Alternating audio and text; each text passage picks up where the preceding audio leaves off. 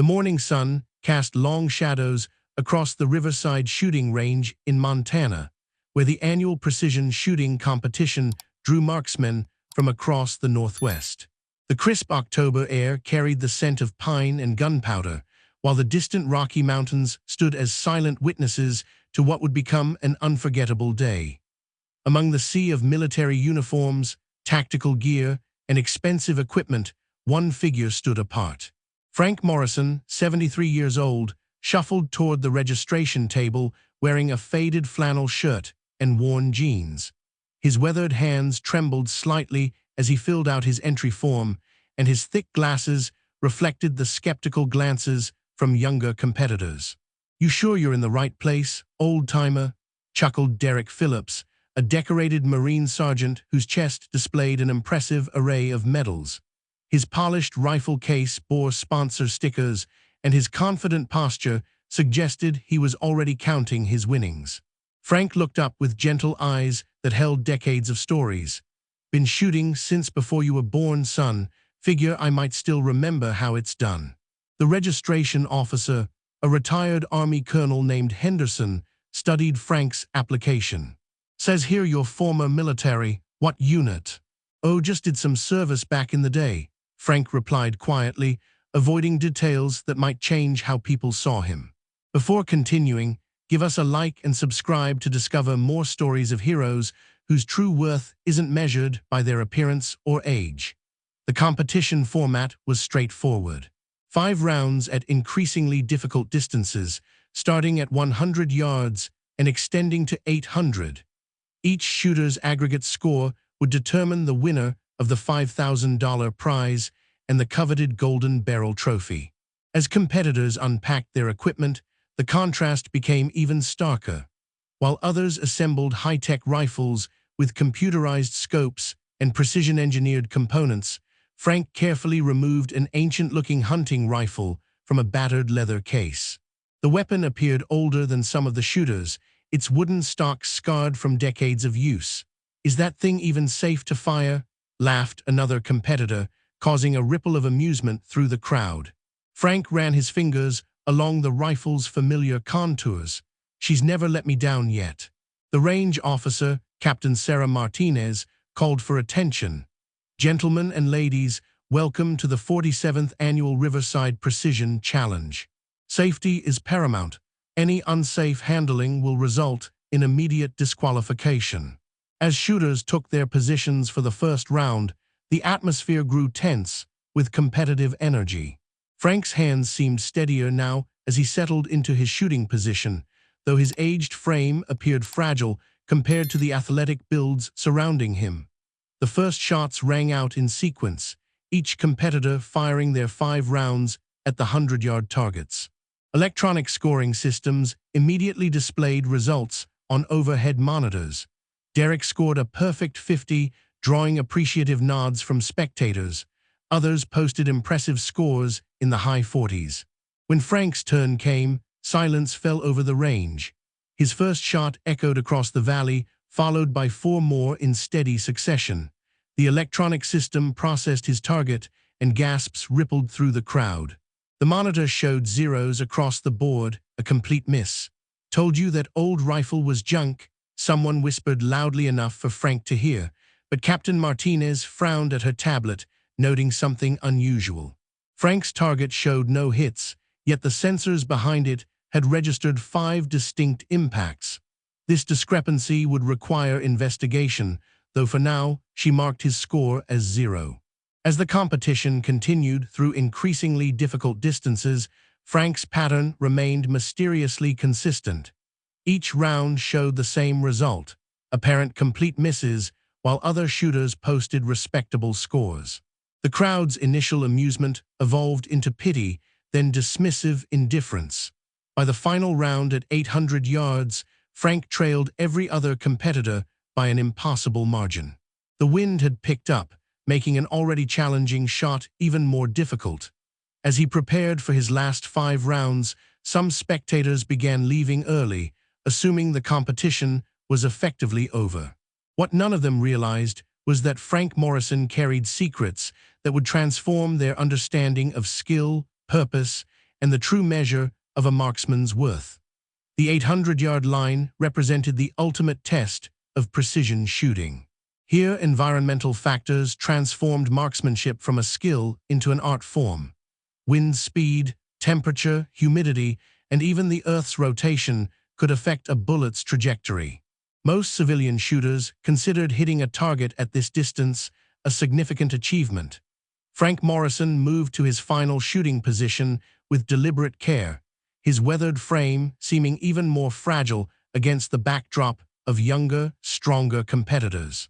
The October wind had intensified, causing target flags to snap sharply and adding complexity that would challenge even experienced marksmen. Derek Phillips, maintaining his commanding lead, watched Frank with a mixture of amusement and genuine pity.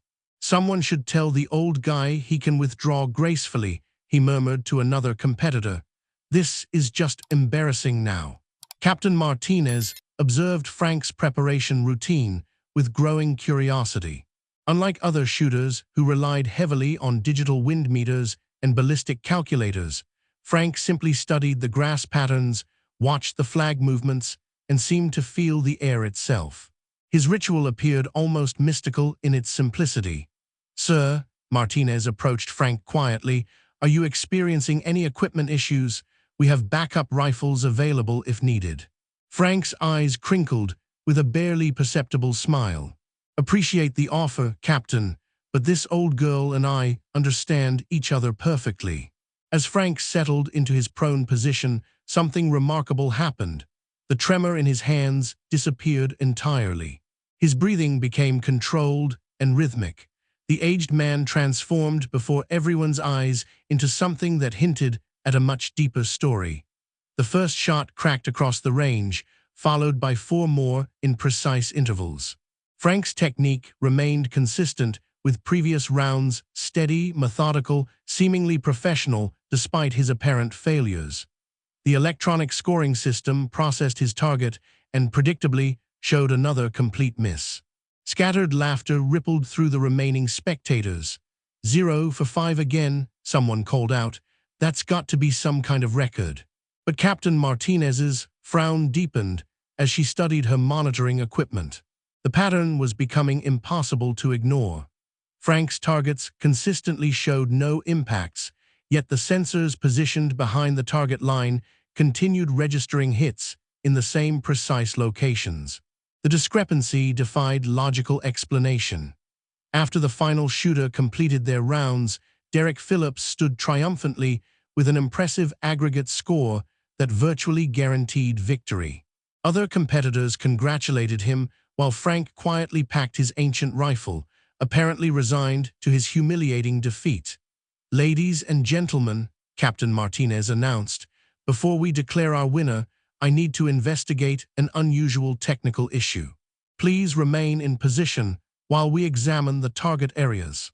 She walked purposefully toward the 800-yard line, her curiosity overriding standard protocol. Other range officers followed, along with several competitors who sensed something significant was developing. At Frank's target station, Martinez immediately noticed something extraordinary. The target itself was pristine, not a single bullet hole marked its surface. But the ground behind the target told a completely different story. Embedded in the earth, in a pattern that defied coincidence, were 5 bullet impacts grouped so tightly they could be covered by a silver dollar. The shots hadn't missed the target, they had passed completely through the exact same hole, one after another, with surgical precision. "My God," whispered another range officer. "Look at this grouping." Martinez knelt beside the impacts, measuring distances with professional tools. The 5 bullets had struck within a 2-inch circle at 800 yards, a feat that represented world-class precision shooting. But more remarkably, examination of previous target positions revealed the same impossible pattern at every distance. Frank Morrison hadn't missed a single shot. He had been shooting through the same hole repeatedly, at every range, demonstrating a level of marksmanship that bordered on the supernatural. The electronic sensors had failed to register hits because each subsequent bullet followed the identical trajectory as the first, passing through holes that had already been created. Word spread quickly through the crowd as people rushed to examine the evidence. The laughter died completely, replaced by stunned silence and growing realization that they had witnessed something far beyond ordinary shooting skill. Derek Phillips stared at the bullet impacts in disbelief. That's impossible. Nobody shoots that accurately. Those holes could be from anything. But Captain Martinez was already retrieving the bullets, each one bearing identical markings that proved they came from Frank's rifle. The evidence was undeniable. They had just witnessed one of the most remarkable displays of marksmanship in competitive shooting history. As understanding dawned, all eyes turned to Frank Morrison, who stood quietly beside his truck, no longer the pitiful old man they had dismissed, but someone whose true identity was about to reshape everything they thought they knew about skill, humility, and the art of precision. The silence at Riverside Shooting Range stretched like a taut wire as competitors, officials, and spectators gathered around the impossible evidence scattered across 800 yards of Montana soil. 5 distinct bullet impacts, each position showing the same surgical precision, holes so tight they could be covered by a quarter, grouped with a consistency that challenged the limits of human capability. Captain Martinez held up one of the retrieved bullets, its surface bearing unmistakable rifling marks from Frank's ancient hunting rifle. "I've been running shooting competitions for 15 years, she announced to the growing crowd, "and I've never seen anything like this. Mr. Morrison, would you mind explaining how you achieved this level of accuracy?" Frank Morrison stood beside his weathered pickup truck, suddenly the center of attention he had clearly tried to avoid. His gentle demeanor remained unchanged, but there was something different in his posture now, a quiet dignity that suggested depths no one had bothered to explore. "Just tried to put the bullets where they needed to go," Frank replied softly, his response drawing frustrated murmurs from competitors who demanded more detailed explanations. Derek Phillips, his earlier confidence shattered, studied the evidence with growing disbelief. "This has to be some kind of trick. Nobody shoots 5 bullets through the same hole at 800 yards. It's physically impossible." "Actually," interrupted Dr. Jennifer Walsh, a ballistics expert who had been observing the competition, "it's theoretically possible, but it would require extraordinary skill and intimate knowledge of both the weapon and environmental conditions. The margin for error at that distance is virtually non-existent." She examined Frank's rifle with professional interest, noting its worn but impeccably maintained condition. "This appears to be a Vietnam-era sniper rifle. The modifications are subtle but incredibly sophisticated. Someone spent considerable time and expertise customizing this weapon." Frank's expression grew more guarded. "Picked it up at a gun show years ago. Previous owner must have been particular about his equipment." But Captain Martinez was beginning to piece together clues that painted a different picture. Frank's shooting stance, his breathing technique, the methodical way he had studied wind conditions, these weren't the habits of a casual hobbyist. They represented decades of professional training and experience. "Mr. Morrison," she said carefully, "your military service record shows you were stationed in Southeast Asia. What was your specific role?" The question hung in the cool mountain air as Frank considered his response. Around them, the crowd pressed closer, sensing they were about to learn something significant about the unassuming man they had dismissed as a harmless old-timer. "Did some reconnaissance work," Frank finally admitted, his voice barely audible above the wind. "Long-range observation, mostly." Dr. Walsh's eyes widened as understanding dawned. Long-range observation was military terminology for sniper operations. She examined Frank with new respect, recognizing signs she should have noticed earlier, the controlled movements, the way he instinctively positioned himself with clear sight lines, the calm focus that came only from extensive combat experience. "How many confirmed kills?" asked a young Marine corporal, his earlier mockery replaced by professional curiosity. Frank's face hardened slightly. "That's not something I discuss." The atmosphere around the range had transformed completely. What began as entertainment at an old man's expense had evolved into recognition that they were in the presence of someone extraordinary, a warrior whose skills had been honed in circumstances none of them could imagine. But questions remained about Frank's motivation. Why enter a competition only to deliberately conceal his abilities? Why allow himself to be ridiculed when he possessed skills that exceeded every other shooter present? Captain Martinez voiced what everyone was thinking. "Mr. Morrison, with respect, why didn't you simply hit the targets normally? You could have won this competition easily." Frank was quiet for a long moment, his weathered hands running along his rifle's familiar stock. When he finally spoke, his voice carried the weight of experiences that had shaped decades of careful choices. "Because winning wasn't the point," he said simply. "Sometimes the most important victories happen when nobody realizes you're fighting at all." His cryptic response left the crowd confused, but those with military experience began to understand. Frank Morrison hadn't come to the range to prove his superiority or claim a trophy. He had come for reasons that went far deeper than competition, reasons that would soon become clear and transform everyone's understanding of what it meant to be truly heroic. The revelation was just beginning. The golden afternoon light cast long shadows across the Riverside Range as Frank Morrison's true story began to emerge, piece by careful piece. Captain Martinez had requested privacy for their conversation, leading Frank to the range office while curious spectators maintained a respectful distance outside. "Mr. Morrison," Martinez said gently, closing the door behind them, "I think we both know there's more to your presence here today than a casual shooting competition. Would you mind sharing what's really going on?" Frank settled into an old wooden chair, his rifle case resting against his knee. For the first time since arriving at the range, he seemed to shed the carefully maintained facade of a harmless elderly man. "3 months ago," he began quietly, "I received a phone call from a mother named Rebecca Chen. Her son Tommy had been struggling since returning from Afghanistan, PTSD, depression, the usual challenges our boys face coming home. He'd taken up target shooting as therapy, found some peace in the precision and control." Frank paused, his eyes focusing on something beyond the office walls. Tommy had been training for this competition all year.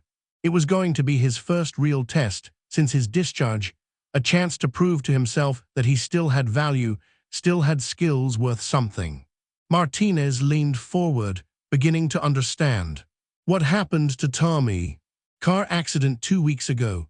Drunk driver ran a red light downtown. Tommy survived, but he's in the hospital with both legs broken and a shattered pelvis.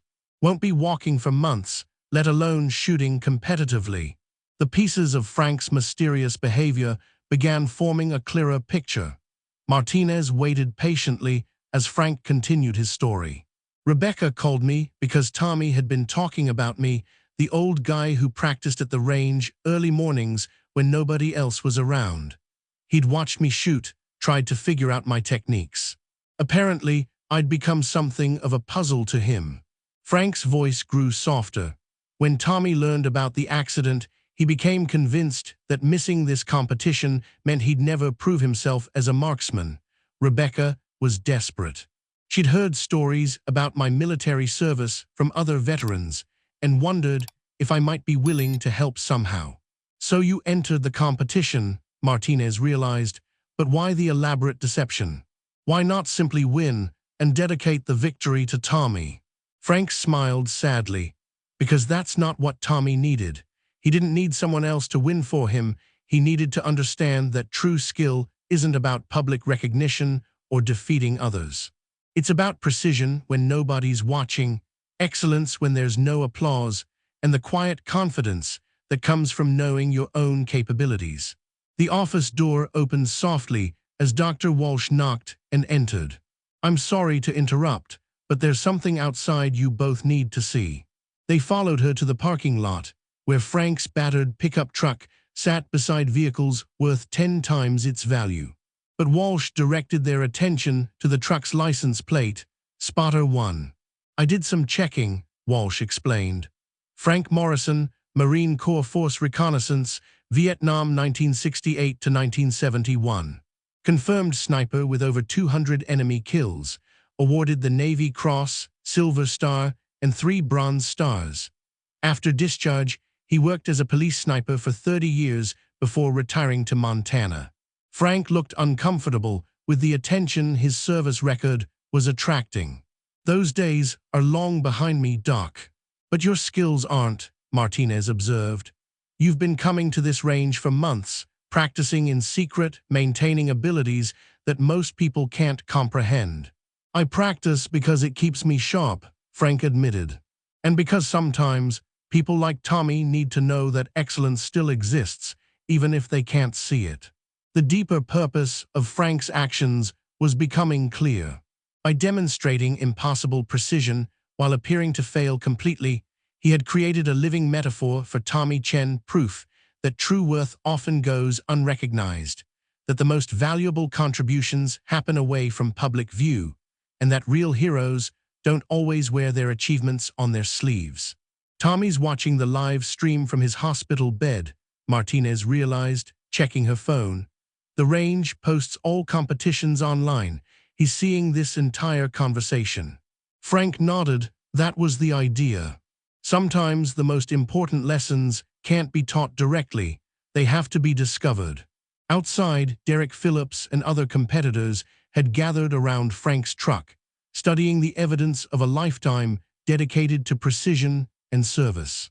Their earlier mockery had transformed into genuine respect and curiosity about the unassuming man who had just redefined their understanding of what it meant to be a true marksman. But Frank's story wasn't finished. The most important part was yet to come, a revelation that would change not only how the shooting community viewed him, but how they understood the real purpose behind his extraordinary demonstration. The sun was setting behind the Rocky Mountains, painting the Montana sky in brilliant oranges and purples, as Frank Morrison faced the assembled crowd at Riverside Shooting Range. What had begun as a day of competition had transformed into something far more profound, a lesson in humility, skill, and the true meaning of heroism. Captain Martinez stepped forward, holding the official competition results. Ladies and gentlemen, after examining all the evidence and consulting with range officials, we have determined that Frank Morrison achieved perfect scores at every distance. His aggregate score exceeds any previous record at this facility. A murmur of appreciation rippled through the crowd, but Frank raised his hand gently. I appreciate the recognition, Captain, but I didn't come here to win a trophy. Derek Phillips, his earlier arrogance replaced by genuine respect, approached Frank with an extended hand. Sir, I owe you an apology. I completely misjudged you, and I'm embarrassed by my behavior.